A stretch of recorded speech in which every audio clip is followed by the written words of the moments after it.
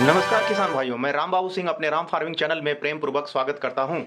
किसान भाइयों, आज की वीडियो में हम जानेंगे कि किसान भाई अप्रैल के महीने में क्या क्या करें, कौन कौन सी फसल लगाएं और फसल लगाने के साथ साथ और भी क्या क्या करें।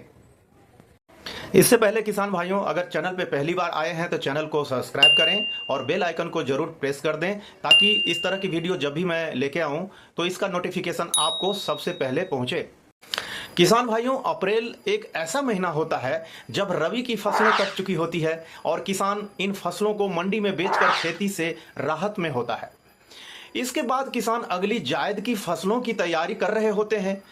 अप्रैल में गेहूं की कटाई और जून में धान मक्का की बुआई के बीच लगभग 50 से 60 दिन खेत खाली रहते हैं।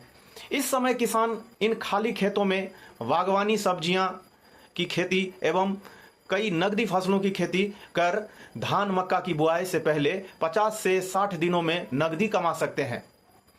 इस समय किसान अपने कुछ कमजोर खेतों में हरी खाद बनाने के लिए ढैंचा, लोबिया या मूंग इत्यादि फसलों की खेती कर सकते हैं। इस प्रकार की खेती से किसानों को अधिक लाभ के साथ साथ उर्वरक खर्च से निजात मिलता है, क्योंकि इन फसलों में उपज प्राप्त होने के बाद किसान जून में बोई जाने वाली फसल धान रोपने से 1-2 दिन पहले या मक्का बोने से 10 से 15 दिन पहले मिट्टी में जुताई करके उन्हें मिट्टी में मिलाने पर मिट्टी की सेहत सुधरती है और मिट्टी की उपजाऊ शक्ति भी बढ़ती है। तो चलिए, आज मैं इस वीडियो में अप्रैल महीने में की जाने वाली फसलों के बारे में कुछ जानते हैं। किसान भाइयों, जैसा कि हम सभी जानते हैं कि रबी सीजन की फसलों की कटाई के बाद अप्रैल महीने में किसानों के खेत खाली हो जाते हैं। ऐसे में किसान अपने खाली खेत की मिट्टी की जांच करा सकते हैं। किसान हर 3 वर्षों में एक बार अपने खेतों की मिट्टी परीक्षण जरूर कराएं, ताकि मिट्टी में उपलब्ध पोषक तत्वों जैसे कि nitrogen, phosphorus, potash, sulphur, zinc, लोहा, तांबा और मैग्नीशियम जैसे तत्वों की मात्रा और फसलों में कौन सी खाद कब व कितनी मात्रा में डालनी है का पता चल जाता है। मिट्टी जांच से मिट्टी में खराबी का भी पता चल जाता है, ताकि उन्हें सुधारा जा सके, जैसे कि क्षारीयता को जिप्सम से, लवणीयता को जल निकास से तथा अम्लीयता को चूने से सुधारा जा सकता है। साथ ही किसान इस महीने में अपने खेतों में हरी खाद के लिए जायद के फसलों में जैसे उड़द, मूंग, सोयाबीन, सेम, ढैंचा इत्यादि हरी खाद फसलों की बुआई अवश्य कर लें। अप्रैल में अपने खेत के आसपास के क्षेत्रों में स्थित ट्यूबवेल व नहर के पानी की भी जांच कराएं। ये जांच आप हर मौसम में करवाएं, ताकि पानी की गुणवत्ता के हिसाब से आप इस महीने फसल का चयन कर सकेंगे। किसान भाइयों, अप्रैल के महीने में आप उड़द की भी फसल की बुआई कर सकते हैं। उड़द की खेती के लिए नम और गर्म जलवायु की आवश्यकता होती है। वृद्धि के समय 25 से 35 डिग्री सेंटीग्रेड तापमान उपयुक्त होता है। हालांकि यह 43 डिग्री सेंटीग्रेड तक का तापमान आसानी से सहन कर सकती है। 700 से 900 मिली वर्षा वाले क्षेत्रों में उड़द को आसानी से लगाया जाता है। अधिक जल भराव वाले स्थानों पर इसकी खेती उचित नहीं है। बसंत ऋतु की फसल फरवरी मार्च में तथा खरीफ ऋतु की फसल जून के अंतिम सप्ताह या जुलाई के अंतिम सप्ताह तक बुआई कर देते हैं। उड़द की खेती विभिन्न प्रकार की भूमि में होती है। हल्की रेतीली, दोमट या मध्यम प्रकार की भूमि जिसमें पानी का निकास अच्छा हो, उड़द के लिए अधिक उपयुक्त होते हैं। पीएच मान 7 से 8 के बीच वाली भूमि उड़द के लिए उपजाऊ होती है। उड़द का बीज 6 से 8 किलो प्रति एकड़ की दर से बोना चाहिए। बुआई के पूर्व बीज को 3 ग्राम थायरम या 2.5 ग्राम डाइथेन M45 प्रति किलो बीज के मान से उपचार किया जा सकता है। जैविक बीजोपचार के लिए ट्राइकोडर्मा फफूंदनाशक 5 से 6 ग्राम प्रति किलो बीज की दर से उपयोग आप कर सकते हैं। किसान भाइयों, अप्रैल के महीने में आप सोयाबीन की भी खेती कर सकते हैं। अगर किसान इस महीने में सोयाबीन बोए तो इसमें बीमारियां लगने की मात्रा कम होती है और फसल भी बारिश शुरू होने से पहले ही अच्छे से तैयार हो जाती है। सोयाबीन दलहनी फसल होने के कारण इसकी जड़ों में ग्रंथियां पाई जाती है, जिसमें वायुमंडलीय नाइट्रोजन संस्थापित करने की क्षमता होती है। जिससे भूमि की उर्वरा शक्ति बढ़ती है। सोयाबीन की सबसे बेस्ट वैरायटी RKS24 यानी RKS24 सोयाबीन वैरायटी होता है। सोयाबीन की खेती अधिक हल्की रेतीली व हल्की भूमि को छोड़कर अधिक प्रकार की मिट्टी में सफलतापूर्वक की जा सकती है, परंतु पानी के निकास वाली चिकनी दोमट भूमि सोयाबीन के लिए अधिक उपयुक्त होती है। जहां भी खेती में पानी रुकता हो वहां सोयाबीन ना डालें। ग्रीष्मकालीन जुताई 3 वर्ष में कम से कम एक बार अवश्य करनी होगी। किसान भाइयों, अप्रैल के महीने में ढैंचा भी आप लगा सकते हैं। ढैंचा एक कम अवधि यानी 45 दिन की हरी खाद की फसल है। गर्मियों के दिनों में 5 से 6 सिंचाई करके ढैंचा की फसल को तैयार कर लेते हैं तथा इसके बाद धान की फसल की रोपाई की जा सकती है। ढैंचा की फसल में यानी ढैंचा की फसल से प्रति हेक्टेयर भूमि 80 किलोग्राम नाइट्रोजन इकट्ठी हो जाती है। जुलाई या अगस्त में ढैंचा की फसल की बुआई कर 45 से 50 दिन बाद खेत में दबाकर हरी खाद का काम फसल ले सकते हैं। हरी खाद का काम इस फसल से ले सकते हैं। भूमि का पीएच मान 9.5 होने पर भी इसे उगा सकते हैं। लवणीय व क्षारीय भूमियों के सुधार के लिए यह सर्वोत्तम है। भूमि का पीएच मान 10 से 5 तक होने पर भी लीचिंग अपनाकर या जिप्सम का प्रयोग करके इस फसल को उगा सकते हैं। इस फसल से 45 दिन की अवधि में लवणीय भूमि में 200 से 250 क्विंटल जैविक पदार्थ भूमि में मिलाया जा सकता है। किसान भाइयों, अप्रैल के महीने में अरहर की भी खेती किया जा सकता है। सिंचित अवस्था में T21 और UPAS 120 किस्में अप्रैल में लग सकती है। इसकी खेती के लिए हल्की दोमट अथवा मध्यम भारी प्रचुर स्फूर वाली मिट्टी जिसमें समुचित पानी निकासी हो अरहर बोने के लिए उपयुक्त होता है। खेत को 2 या 3 बार हल या बखर चलाकर तैयार करना चाहिए। खेत खरपतवार से मुक्त हो तथा उसमें जल निकासी की उचित व्यवस्था हो। अरहर की फसल के लिए समुचित जल निकासी वाली मध्यम से भारी काली मिट्टी जिसका पीएच मान 7 से 8.5 का भी उत्तम माना गया है। अरहर के 7 किलोग्राम बीज को राइजोबियम जैव खाद के साथ उपचारित करके 1 फुट दूर लाइनों में बो सकते हैं। अरहर की 2 लाइनों के बीच एक मिश्रित फसल यानी मूंग या उड़द की लाइन भी लगा सकते हैं, जो कि 60 से 90 दिन तक काट ली जाती है। अरहर की खेती करने से 15 से 20 क्विंटल प्रति हेक्टेयर उपज असिंचित अवस्था में और 25 से 30 क्विंटल पर हेक्टेयर उपज सिंचित अवस्था में प्राप्त कर सकते हैं। किसान भाइयों, अप्रैल के महीने में आप भिंडी की भी खेती कर सकते हैं। यह फसल ग्रीष्म तथा खरीफ दोनों ही ऋतुओं में उगाई जाती है।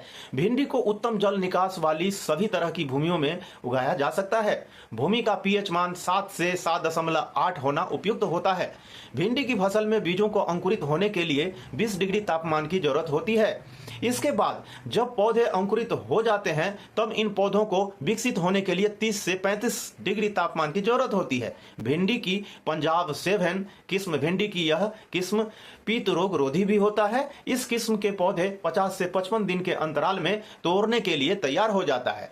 यह देखने में हरे तथा सामान्य आकार के होते हैं। यह किस्म प्रति हेक्टेयर 8 से 20 टन तक की पैदावार दे सकती है। किसान भाइयों, आप लौकी की भी फसल अप्रैल के महीने में लगा सकते हैं। लौकी की खेती के लिए गर्म एवं आर्द्र जलवायु की आवश्यकता होती है।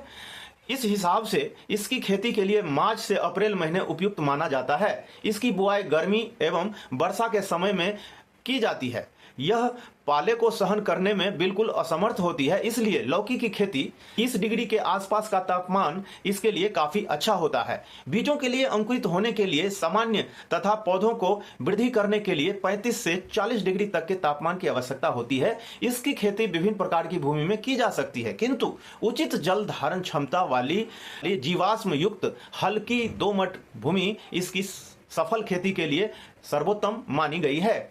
लौकी की खेती में भूमि का पीएच मान 6 से 7 के मध्य होना चाहिए होता है। काशी गंगा लौकी की इस किस्म को अधिक पैदावार देने के लिए तैयार किया जा सकता है। यह लगभग 400 से 450 क्विंटल के आसपास प्रति हेक्टेयर के हिसाब से पैदावार आपको दे सकती है। इसमें हरे तथा सामान्य आकार के फल होते हैं। यह लंबाई में 1 से 1.5 फीट तक लंबे होते हैं। लौकी की यह किस्म बीज रोपाई के 50 से 55 दिन बाद फल देना आरंभ कर देती है। किसान भाइयों, अप्रैल के मंथ में आप करेले की भी खेती बहुत अच्छी तरीके से कर सकते हैं। भारत में अधिकांश किसान करेले की फसल का उत्पादन एक वर्ष में 2 बार करते हैं। सर्दियों के समय में बोए जाने वाले करेले की किस्म को जनवरी फरवरी में बुआई कर मई जून में इसका उत्पादन प्राप्त कर लेते हैं, जबकि गर्मियों के समय में करेले की किस्मों की बुआई जून और जुलाई में करने के पश्चात इसकी उपज दिसंबर तक मिल जाती है। करेले की फसल के लिए गर्म और आर्द्र जलवायु अधिक उपयुक्त मानी जाती है। यदि हम तापमान की बात करें तो फसल की अच्छी ग्रोथ के लिए न्यूनतम तापमान 20 डिग्री सेंटीग्रेड और अधिकतम तापमान 35 से 40 डिग्री सेंटीग्रेड के बीच होना होता है।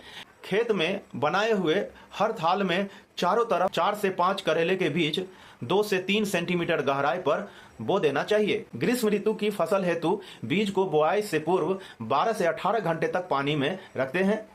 पॉलीथीन बैग में एक बीज प्रति बैग ही बोते हैं। पंजाब करेला 1 इस किस्म को अधिक पैदावार के लिए उपयुक्त माना जाता है। यह किस्म करेले की 1 एकड़ में किसान को लगभग 50 से 60 क्विंटल तक उत्पादन मिल जाता है। किसान भाइयों, अप्रैल के महीने में बैगन की खेती भी बहुत अच्छा से कर सकते हैं, ज्यादा मुनाफा ले सकते हैं।